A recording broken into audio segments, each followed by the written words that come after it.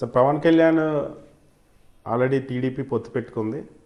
ఇప్పుడు ప్రశాంత్ కిషోర్ని తాజాగా తీసుకొచ్చింది తెలుగుదేశం పార్టీ. ప్రశాంత్ కిషోర్ చంద్రబాబు నాయుడుతో భేటీ అయ్యారు. లోకేష్ ప్రత్యేక విమానంలో ప్రశాంత్ కిషోర్ని తీసుకొచ్చారు. ఎందుకంటారు మరి, ఏం జరగబోతుందంటారు? ఇదే ప్రశాంత్ కిషోర్ గతంలో వచ్చినప్పుడు వైఎస్ఆర్ కాంగ్రెస్ పార్టీతో ఉన్నప్పుడు లోకేష్ ఎన్ని మాటలు మాట్లాడారో మీరు ఒకసారి గుర్తు చేసుకోండి.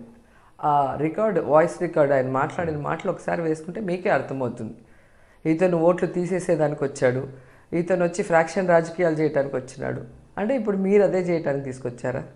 జగన్ గారు మనసుతో పనిచేస్తున్నారు. ఈ రాష్ట్ర ప్రజల్ని సొంత కుటుంబ సభ్యులుగా భావిస్తున్నారు. ఈ రాష్ట్రంలో ప్రజలకి ఏం కావాలని అనునిత్యం ఆలోచిస్తున్నాడు. కాబట్టే ఈరోజు మీకు చూస్తే మెడికల్ ఫీల్డ్లో కానీ విద్యారంగంలో కానీ ఎన్ని పెనుమార్పులు తీసుకొచ్చారో మన కళ్ళారా చూస్తున్నాం. అలాగే మీరు చూస్తే ఈరోజు సురక్ష కార్యక్రమంతో ప్రజలకు అవసరమైన 11 రకాల సర్వీసులను అందించారు. ఆరోగ్య సురక్ష ద్వారా మన ఇంట్లో మన కుటుంబ సభ్యులకి మనం ఏ విధంగా దగ్గరుండి మెడికల్ టెస్టులు చేయించి, వాళ్ళకి ఆపరేషన్లు చేయించి, వారికి రెస్ట్ ఇచ్చి, వారికి ఒక ఆరోగ్యాన్ని అందజేస్తామో ఆ విధంగా చెయ్యి పట్టుకొని పేదవాడిని నడిపించే కార్యక్రమం చేస్తున్నారు.